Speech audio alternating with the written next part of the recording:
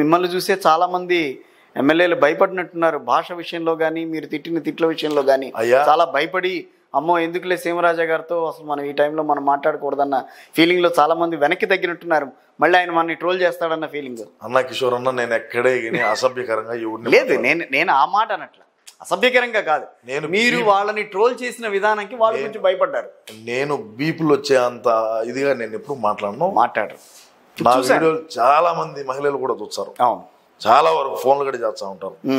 మీ పార్టీకి బాగా కష్టపడుతున్నావు, మీ పార్టీలో నీ అంత కష్టపడేవాడు ఎవడు లేడు. కాదు, ఒక్కటి సీమరాజా గారు, మీరు పార్టీకి సంబంధించి చాలా పార్టీ ముందుకెళ్లాలన్న ఆలోచన, ఒక సహృదయంతో ఉన్నవాళ్ళు ప్రతిరోజు ఒక వీడియో సోషల్ మీడియాలో పోస్ట్ చేయటం, మీరు ఇక్కడ తప్పు చేశారు, మీరు మార్చుకోండి అని చెప్పటం అనేది ఒక నెగిటివ్ ట్రెండ్లో వెళ్తోంది, నెగిటివ్ ఆస్పెక్ట్లో వెళ్తోంది. జనం ఆ రకంగా, పార్టీ వాళ్ళు ఆ రకంగా ఆలోచిస్తున్నారన్న ఆలోచన మీలో రాలేదా? ఇప్పుడు కూడా మీకెవరు కూడా అలాంటి సిగ్నల్స్ ఇవ్వలేదా? ఎవరు?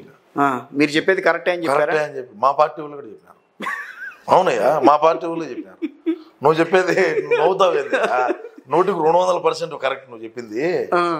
అన్నకు అంటే కొంతమంది శాసనసభ్యులు కూడా చెప్పారు, నాకు తెలుసా. అదే అందుకుంటున్నాను. మేము అన్నకు చెప్పలేనటువంటి విషయాలు నువ్వు ప్రజలకు చెప్తున్నావు, తద్వారా అయినా సరే కొద్దిగా ఏదైనా మార్పు ఉంటుందేమో. డైరెక్ట్ గా నాకు వైఎస్ఆర్సీపీ మా పార్టీలో ఉండేటువంటి శాసనసభ్యులు 5-6 మంది ఫోన్ చేసి చెప్పినారు నాకు.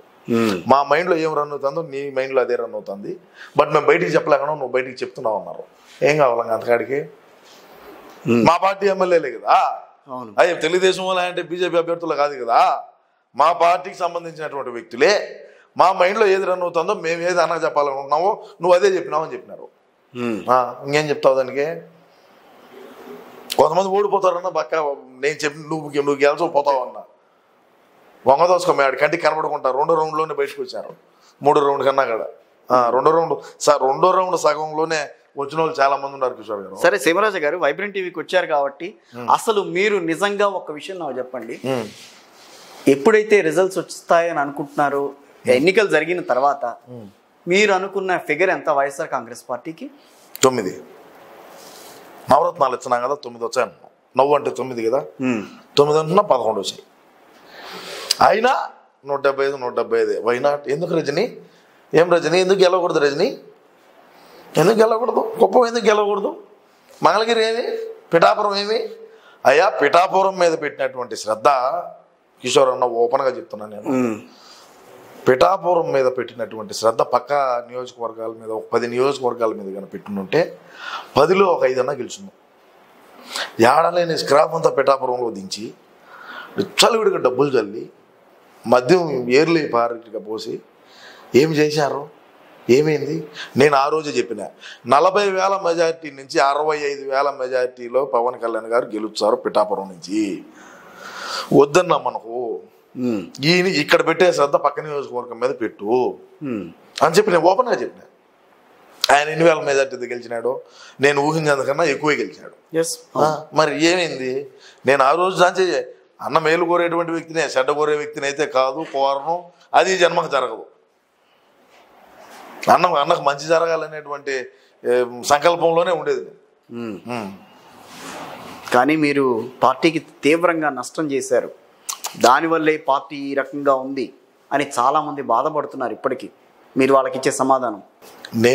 నేను ఈరోజు నేను ఒక 6-7 నెలల నుంచి మాట్లాడింది కన్నా, ఒక 2023 స్టార్టింగ్లో కన్నా మనం కన్నా ఇదే అన్నకన్నా చేరవేసి ఉంటే ఈరోజు మనకి పరిస్థితి, ఈరోజు మనకి బతుకొచ్చు ఉండదు. మాట్లాడినటువంటి భాష ఎట్టున్నది నా కిషోర్ అన్న, ఆలోచించి. మంత్రులు ఏ విధంగా మాట్లాడారన్నా? నిండు సాక్షాత్ అసెంబ్లీలో చంద్రబాబు నాయుడు గారు సతీమణితో ఏం పన్నా, పవన్ కళ్యాణ్ గారి పిల్లల విషయంతో ఏం పన్నాయా నీకు? ఆయనకు అంత వగకుండా అదే 5 మందిని చేసుకుంటాడు. నీకు వచ్చిన బాధ ఏంది?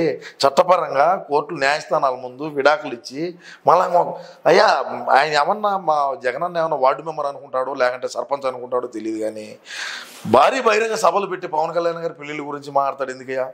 ఆ స్క్రిప్ట్ రాయించే ఓడి కూడా ఎన్నిసార్లు చెప్పినా ఓడు అదే రాయించాడు. మన బతుక్కి నమస్కారం అనాలన్నగాడు 7 చూసి 7 చదవాలా, అది 10 మాటలు చూడాలి కిందకి. కాస్తో ఎస్కేస్తో అంటాడు, ఏందో తెలియదు. డిక్షనరీలో దొరికినా కూడా నీకు దానికి పదాలు ఉండవు. ఏమి చేసి వచ్చావు, మా బాధలు అన్నీ ఇన్ని కాదు, ఏమి చేయలేనటువంటి పరిస్థితి. రాప్తాడు పోయినాడు, రాప్తాడు అంటాడు, రాప్తాడు పోయి రాప్తాడు అంట,